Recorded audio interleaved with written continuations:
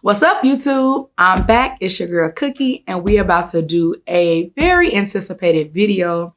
So get out your pens, get out your paper, or get out your, your phone and go to the notepad. However you got to do it. Just make sure you put this information down because this is gold. We are going to go over the top 10 things I think you need to know for running your own business and being your own boss. These are lessons I personally learned over the years, and I want you to be ahead of the game. So we are going to jump right in, and make sure that you follow me on Instagram. It's @moneyupstairs. And you're going to get some tips and some information and some motivation and some feedback all the time. Number one. The first one is going to sound so cliche. And I know you're about to be like, well, I already know that. But I literally mean this. You literally have to believe in yourself. And when I say that under the pretense that you cannot half go into the thing that you think you want to do. When you don't give something your full attention, the universe feels that. Your dreams feel that, your goals feel that. When I say believe in yourself, I mean give whatever it is you want to do enough energy so that it can manifest. I don't mean that you don't think that you're good enough to do hair. You don't think you're not good enough to open a restaurant. You don't think you're not good enough to open your own dance studio. I just mean that whatever it is, you believe in yourself enough that you go all the way in. If you want to start your own business and it's 7 days in a week and you're only working on it on Friday, do you really believe in it? You're not putting enough energy into it. I want you to put more energy into it. It's better to put 30 minutes into something every single day than just 1 day a week for all day, because you're literally putting habits on yourself. Okay. It is totally better to give attention to something that you want to grow in your life every single day for just a little bit of time, or even if it's 5 days or 6 days, than just 1 day. So I want you to believe in whatever it is enough that you actually pay attention to it every day. You shower every day, right? You charge your phone every day, right? You do these things every single day. You won't go without charging your phone, but you will go without charging your dreams. So make sure that you give it some attention. Give it the same attention you giving that little shawty that you texting all the time. You text them all the time. They're not even doing nothing for you. So instead of talking to them, you can just, sprinkle some energy into that dream business that you want to do. Okay. Okay. Number 2. And I am preaching to myself as we speak. And I've always told people this, and I have to take my own advice, but you have to hire what you do not know how to do. Now, there's levels to this, because when you're starting a business, you may not have the funds and you have to put on all those hats. I wore all those hats, but at a certain point, you have to take some of the hats off, if not all of them, where you're down to only making boss moves. So I want you to think of it in a way that is going to help you, because see, I had the wrong mind frame for a long time before I started hiring. And now I do have a full staff and I could take some more people for sure, so that I can grow. But I had the wrong mind frame thinking about the payout, thinking about, could I afford this person, do this and that third? Okay, let me just learn it and let me do it. And that's fine in the beginning to know how to do, various things, but you will burn out. You will burn out, and then you'll look around and you're the person doing your emails, and you're the person packaging your product, and you're the person running the social media, and you're also the customer service, and you're the buyer, and you're the person doing the text alerts, and you're doing security, you're the janitor, you're doing everything, and it burns you out.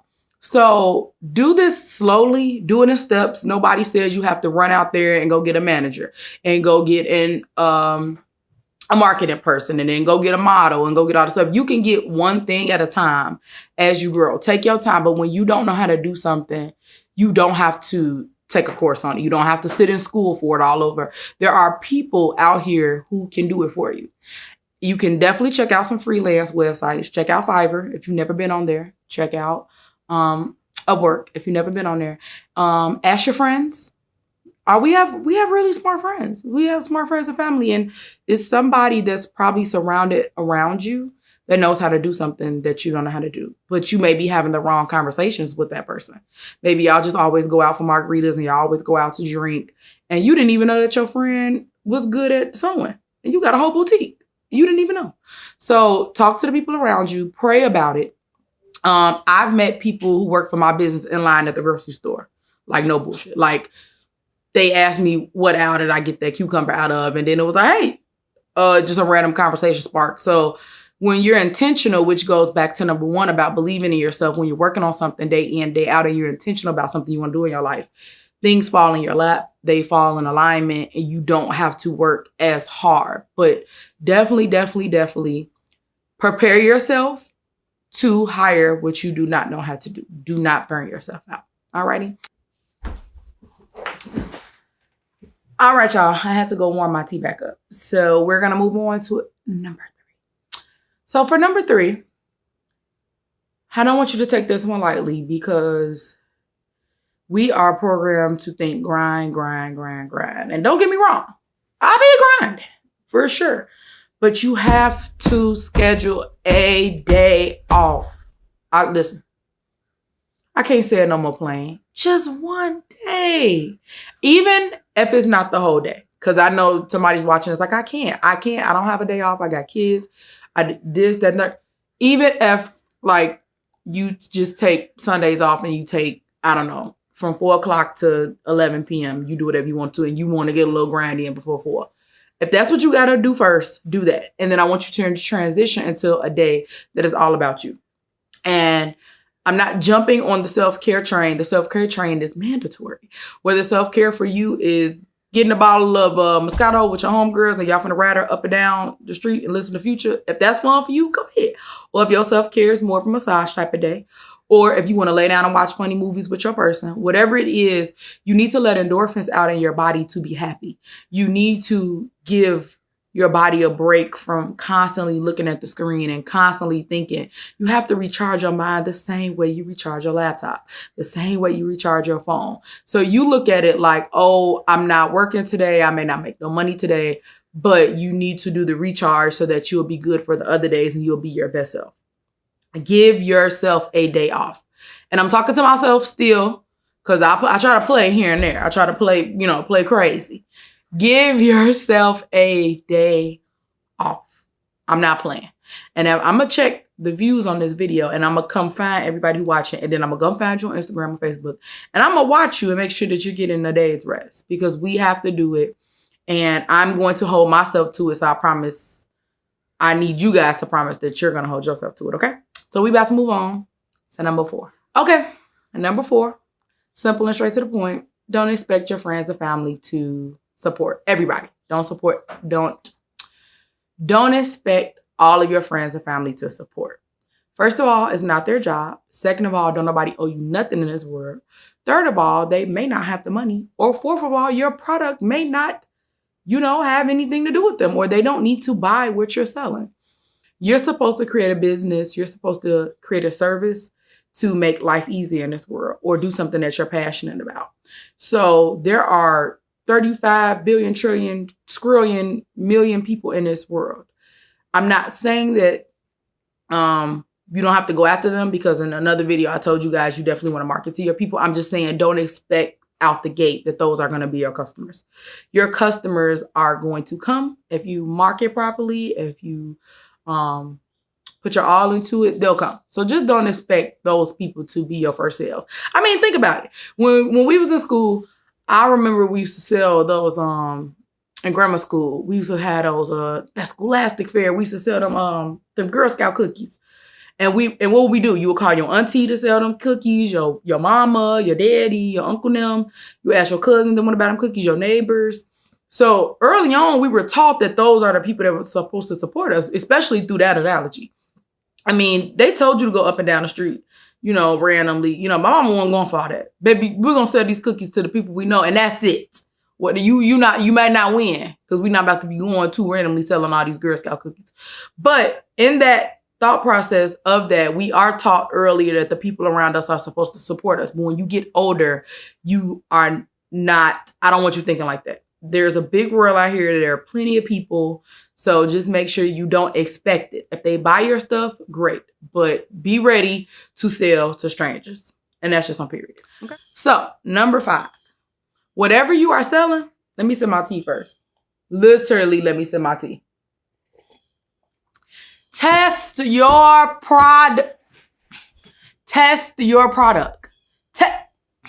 If you selling waist trainers, don't just get the waist trainers in from China and get the slang in them boys. You didn't even wear the waist trainer. You don't know if it itch. You don't know if it work. Listen to me. If you selling some weight loss tea, did you drink it? Did you have your auntie drink it? Did you test it? Did you make sure it was good for the stomach?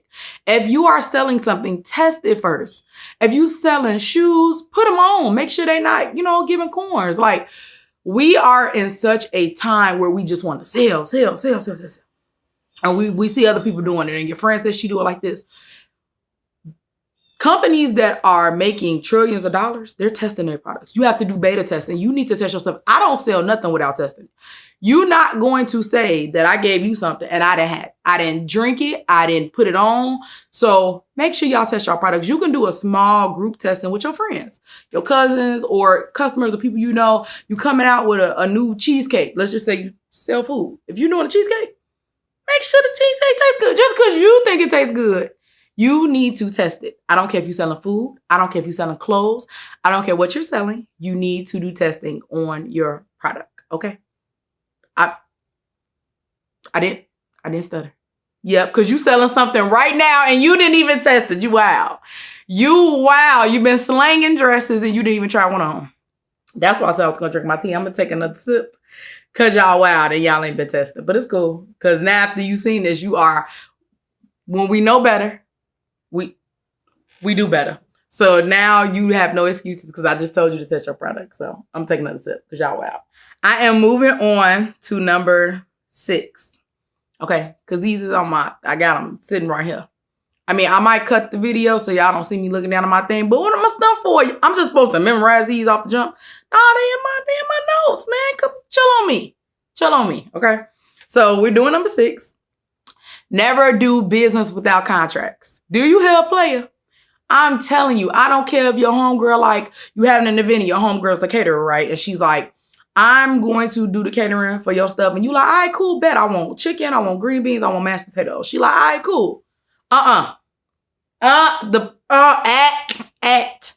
We are not doing that. You need to do a contract for everything. Use Google Docs.